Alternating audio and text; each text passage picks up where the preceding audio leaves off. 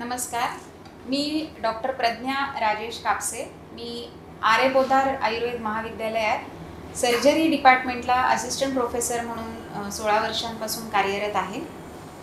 Ma'am, तुम्हाला journal club हा विषय इन्स्टिट्यूटमध्ये कंटिन्यूअस करण्याकरिता काय रिव्ह्यूज आहेत तुमचे? बिकॉज हे डायरेक्ट पीजी स्कॉलर्स आणि entire research faculty as well as the fellows of the PhD will attract in the segment of the articulate writing is critical to scientific success. तुमचा views काय आहे?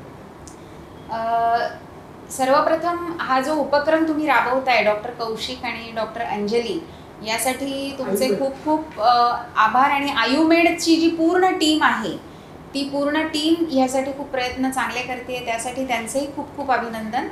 आणि वेगवेगळ्या महाविद्यालयांमध्ये तुम्ही हे जे वेगवेगळ्या विषयांवर व्याख्यानं घेताय, लोकांना म्हणजे सगळे टीचर्स जे आहेत, रिसर्चर्स जे आहेत, त्यांना ओरिएंट करताय, तर तो हा खूप स्तुत्य उपक्रम आहे. यामध्ये जर्नल क्लब ही आयडिया खूपच नवीन, पण आता नवीन होऊ घातलेली, तशी ती आयडिया जुनी आहे. पण आता अनेक महाविद्यालयांमध्ये हा उपक्रम खूप जोरात राबवला जातो आहे. आमच्याही महाविद्यालयात, आमच्याही डिपार्टमेंटला आमचे जे HOD आहेत, head of the department doctor Kukalkar sir, तेही हा उपक्रम राबवत आहेत.